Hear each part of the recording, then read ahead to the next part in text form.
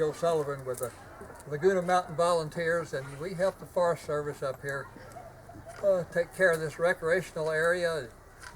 We do everything from paint the picnic tables to take care of the visitor center and help keep the trails clean, and most anything else the Forest Service asks us to do. So with that, we'll get into this cowboy poetry. See what you think of it. Cowboys, started out with this cowboy poetry so many years ago when they lived on the isolated ranches. They didn't have anything else to do but tell each other stories, and sometimes they started making poetry out of these stories. So we'll try to have some little fun with it. They called him Pert Near Perkins, and if that booger hadn't lied, he'd pert near done everything he tried. He'd pert near been a preacher, and he'd pert near roped a bear. He met up with Comanches once and pert near lost his hair. He'd pert near wed a heiress who had money by the keg. He'd pert near caught the measles once, and he'd pert near broke his leg. He'd pert near been a trail boss, and according to his claim, he'd pert near shot Bill Hickok, which would have pert near brought him fame. All the boys down at the bar, S. Spread took it with a grin, let him have his head, that there was one named Tom McGinnis. He put it to him rough. He said, "You're working for an outfit now where pert near ain't enough. We tie our lassos to the horn, and what we catch we hold, and pert near's one alibi we never do unfold. In fact, I'll tell you right here, there's no two words as useless as that little pair pert near." That's what Tom McGinnis told him. He laid it on the line, and like a heap of preaching, it sounded mighty fine. But one day Tom McGinnis, he was riding out alone. His horse went lame, and he had to catch a Nestor's roan to ride back to the ranch on. Somewhere along the way, a bunch of Nestors held him up, and there was heck to pay. Tom stood, "I never stole your horse, I just caught him to ride." Them Nestors hated cowboys, and they told him that he'd lied. They took him for a horse thief, and, well, you see, they caught him with the goods. They went off there to patch him and hang him in a nearby patch of woods. They put a rope around his neck and throwed it over a limb, and old Tom McGinnis pert near figured this was the end of him. But then suddenly a shot rang up from somewhere up the hill, and you better hurry up, you're going to miss the next line. And all them Nestors took off running like Nestors sometimes will when bullets go to whizzing. And Tom's heart leaped with hope to see pert near Perkins come running up at a lope. Seemed that pert here got here just in time to see them Nestors hang ye. Tom's face got kind of red. Pert near did.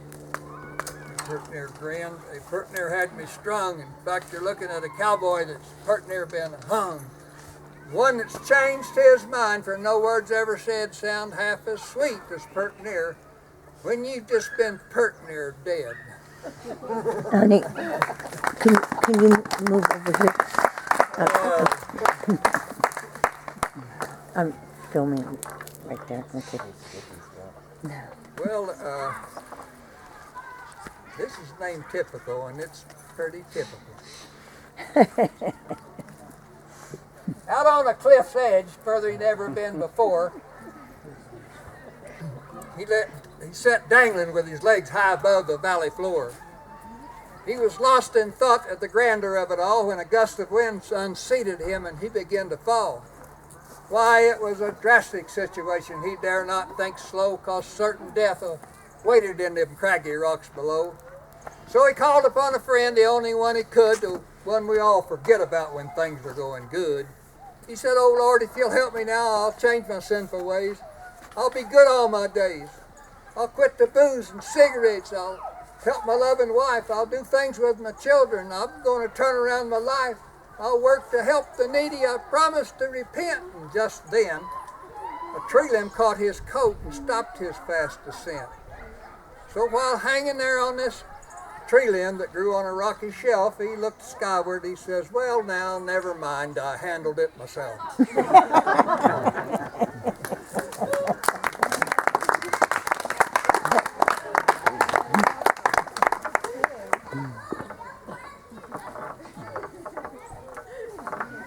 All right. Let's run around there, you know. Hey Joe, what do you got out back? Now listen. I found me a little skunk in his gunny sack. Well, why haven't you killed it yet? I'm gonna take it home and make it a pet.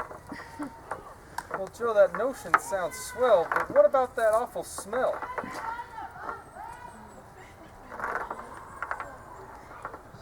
I run that through my head. He's gonna sleep with me in bed.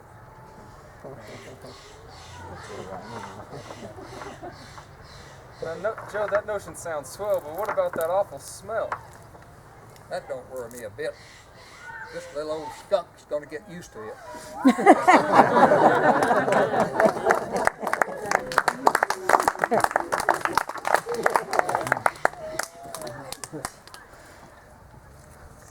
Well, as you've probably seen driving up here, a herd of cattle in the fields over there. There was pretty large ranches in this area one time, and a lot of prospectors walking these hills looking for gold.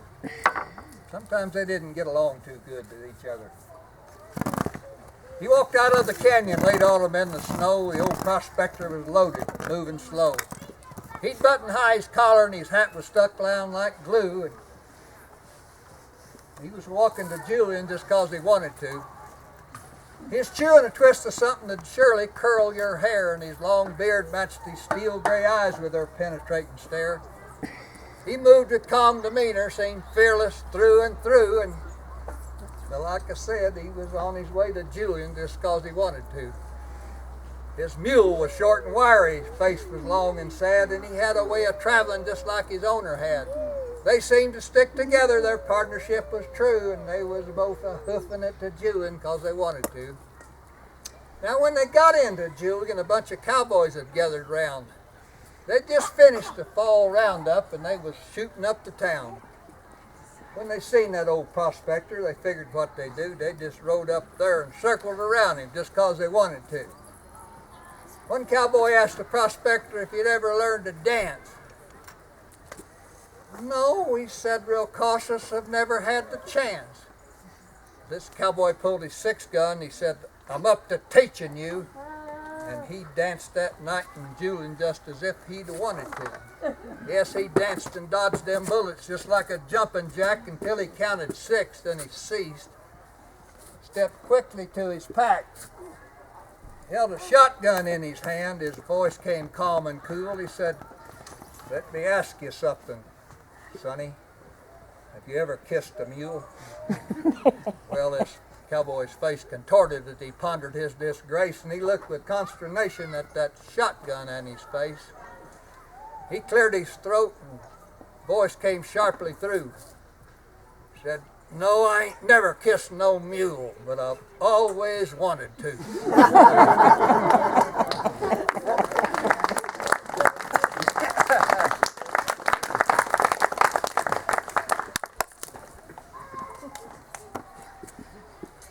You've got to prime the pump, you gotta have faith and believe. You gotta give of yourself before you're worthy to receive. Drink all the water you can hold, wash your face and cool your feet. Leave the bottle full for others. Thank you kindly, Desert Pete.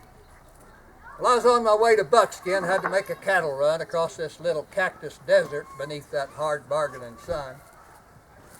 I was thirsty clear down to my toenails, and I stopped to rest on a stump when I couldn't believe my eyes. I saw this water pump.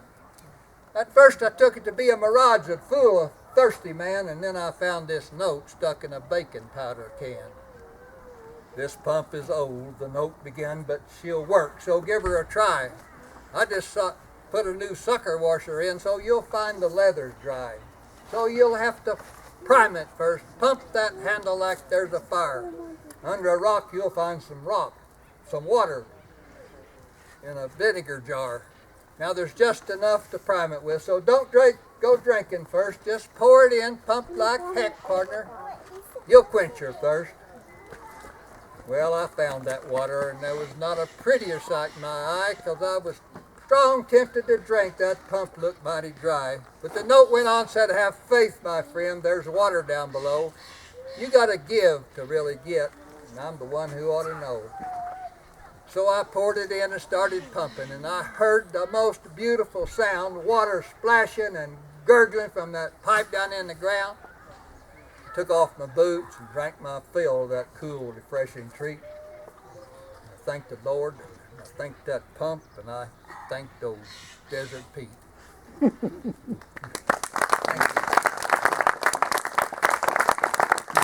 that set this up. Shane and I used to drive stagecoach over in Arizona when there was bandits trying to hold us up and rob us.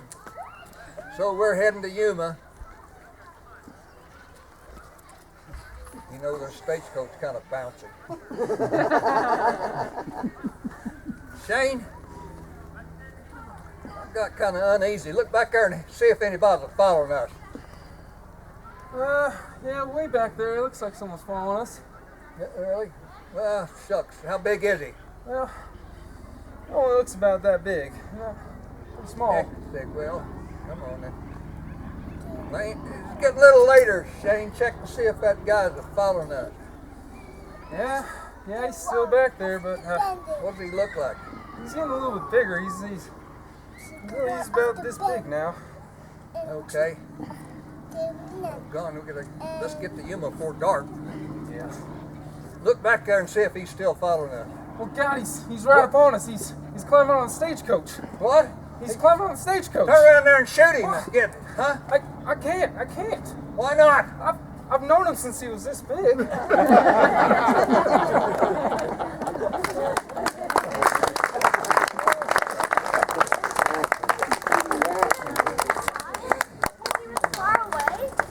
Well, in the western towns, there are days of old before the mines closed down for the lack of gold.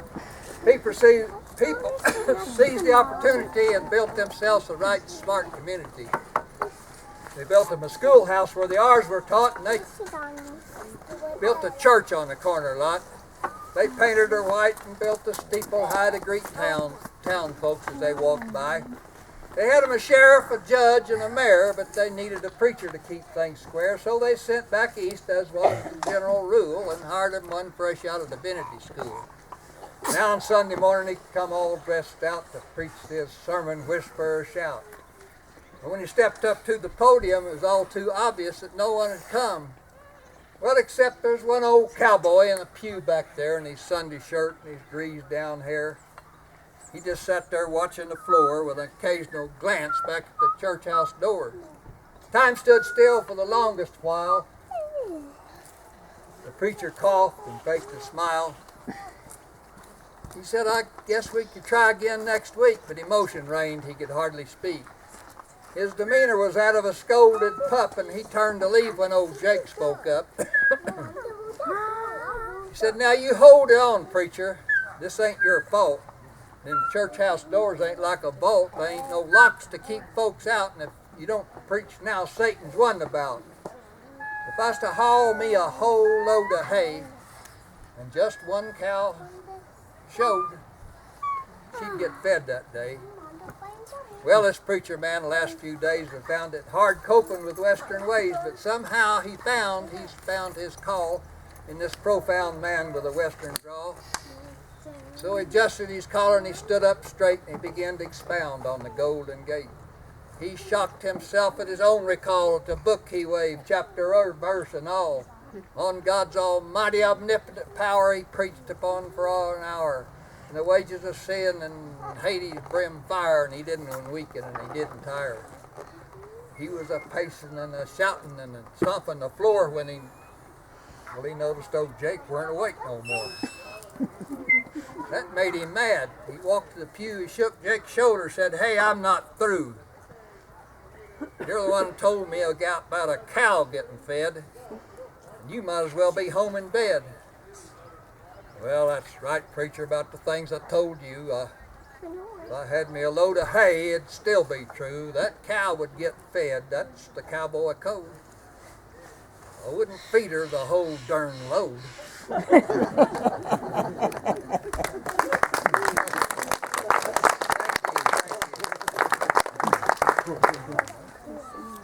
There's always a question I think most of us come up with, especially when you get as old as I am, about where you're going to go one of these days. So, is there a place in the sweet by and by where cowboys go when they die? Where the grass is green and the water's clean and there's not a cloud in the sky? What is reincarnation? A cowboy asked his friend. Well, now, it's when your life comes to an end.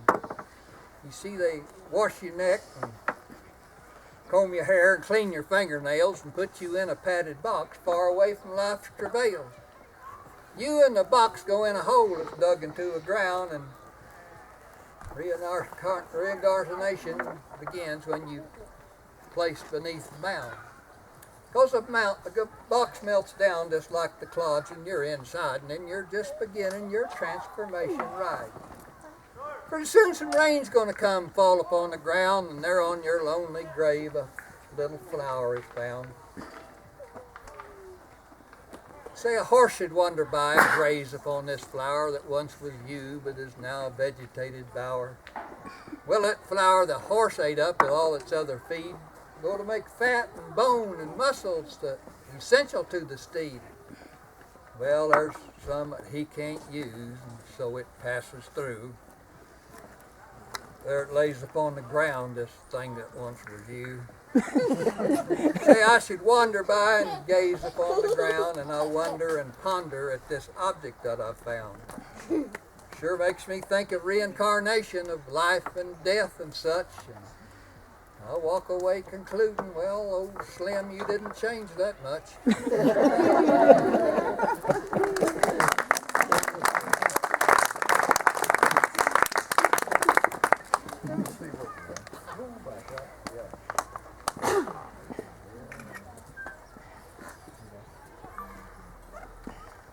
Well, Shane and I were right out there on the desert some time back, and our horses was getting kind of thirsty, and I'd like to get them a drink. You know any place around here to get water? I think I can see a house way out there. Right. Do you see that? Oh, yeah. Well, okay, let's go over and see what's going on. And, well, we're heading that way, and we get up close to the house, and it hadn't been occupied in a long time. It was all in shambles, and so we looked around, though, and saw there was a well out there in the middle of the yard. Maybe I can find a bucket. We're gonna see if there's any water in that well. You got that bucket? Yeah, there's one over back. Okay, well listen, I'll tie my lasso on the bucket and we'll lower it down here and get some water. Anything? Nothing, I didn't hear nothing. I didn't hear anything either. Here's my rope. Maybe we can tie both of them together and get all the way down to that water. Okay. Nothing?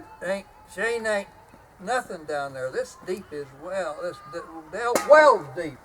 Well, it is rather deep. Yeah. Get a rock and see if we can Oh, maybe hit the bottom of that. Hear the well. bottom. Nothing. Didn't hear nothing. That makes me kind of aggravated. This well's got to have a bottom in it. Let me see that. Railroad tie over here. I'll just pick that railroad tie. It ought to hit the bottom, and I throwed that railroad tie in the well, and about that time this goat jumped right over my shoulder in that well. And you see that? The goat just jumped in that well. The white one. I can't believe it. This place is spooked. Well, you know. Let's probably just get out of here. Well, with no bottom in it, and the goat jumps in it. Well, let's leave. So we're walking out down the trail, and we meet this old man. Yeah, fellas, you seen a goat around here anywhere? Well, I don't know what you're talking about, old man. There's a well back there, and it's got no bottom in it. And a goat jumped in it. And he said, I'm looking for a white goat. I don't know whether it was your white goat or not, but a white goat jumped in that well. Well, it wasn't my white goat, because I had my white goat tied up to a great old railroad tie right over there.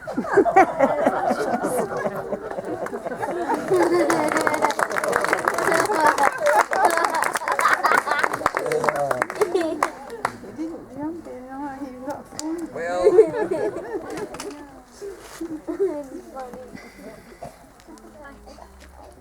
come right on through.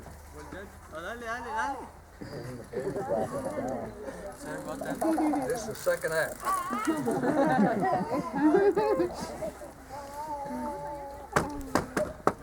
Way up high in the Sierra Peaks where the yellow jack pines grow tall, Sandy Bob and Buster Jig had a roundup camp last fall. They took their ponies and running irons and maybe a dog or two, and they swore they'd brand every long-eared calf that come into their view. Now, many a long-eared doggy that didn't stay hid by day got his old ears whittled and his old hide sizzled in a most artistic way. Now, Sandy Bob, he said one day when he threw his cigar down, he said, I'm tired of smelling hair and I'm wanting to go to town. So they saddled their ponies and headed for town. How them boys could ride. This was the days when a cowboy could oil up his whole inside. They started out the Kentucky bar at the end of Whiskey Row and ended up at the Depot House, about 40 drinks below. They set them up and slugged them down and turned the other way. I'll swear to God's forsaken truth, them boys got drunk that day. Well, they finally saddled their ponies and headed for camp. They was packing a pretty good load. But who should they meet but the devil himself come prancing down the road. The devil said, you ornery skunks, you better hunt a hole, 'cause I'm the devil from Hades' Rim Rock, gonna gather up your soul. Well, Sandy Bob says, devil be darned, us boys might be tight, but before you gather any cowboy soul, you're gonna have one heck of a fight. He took his rope and built a loop and rode it straight and true. He lassoed the devil by both his horns and took him a dally too. Old Buster Jig was a riata man with his rawhide coiled up neat. He punched a hole in his loop and lassoed the devil's hind feet. They stretched him out and tailed him down, and they got their irons hot. And they forked and tallied and cropped his ears and branded him up a lot. They pruned him up with dehorning shears and tied knots in his tail for a joke. Then they just left him up there on the Sierra Peaks tied to a blackjack oak. So if you folks are ever up there wandering around and you hear one awful wail, you just don't want to be bothered none. It's just the devil a-bellerin' about knots tied in his tail.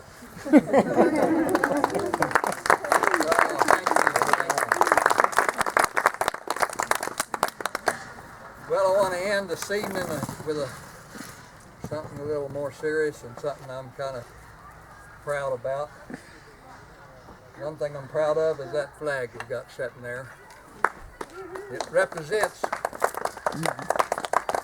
all the great things that this nation has to offer us.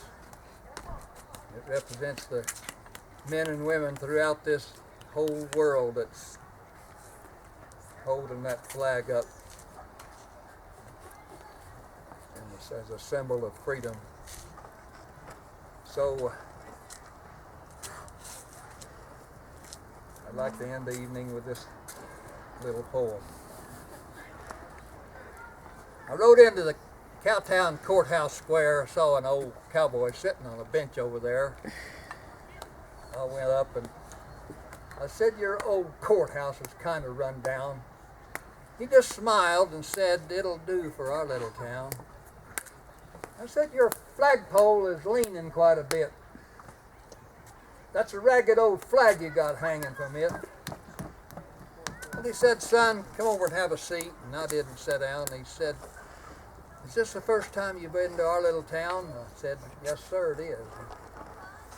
We don't like to brag, but we're kind of proud of that ragged old flag. You see, she got a hole right there when Washington was carrying her across the Delaware. She got powder burns as Francis Scott Key sat watching her and writing, "Oh, say can you see?" That tears from the Battle of New Orleans where Pakenham and Jackson was tugging at her seams. She nearly fell at the Alamo, but she kept right on waving, you know. She got cut with a sword at Chancellorsville, got cut again on Shiloh's Hill. There was Robert E. Lee and Beauregard and Bragg at South Glen blew hard on that ragged old flag. In World War I, she took a hit from a Bertha gun. She turned blood red in World War II, hung limp and low a time or two. She's been to Korea and Vietnam.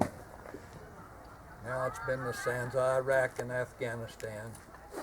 She waves over our ships on the briny foam, but there's folks here that don't seem to waver much anymore.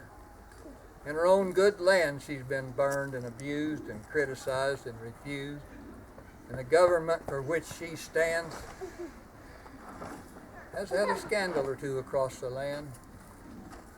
Yeah, she's threadbare and wearing thin, but she's in good shape for the shape she's in. Because she's been through the fire before. And I know she can take a whole lot more. So we bring her up every morning, and we bring her down every night. We never let her touch the ground, and we fold her up just right. On second thought, I do like to brag, but I'm mighty proud of that ragged old flag.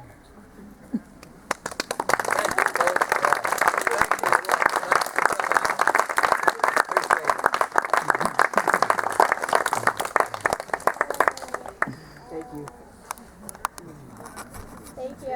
you.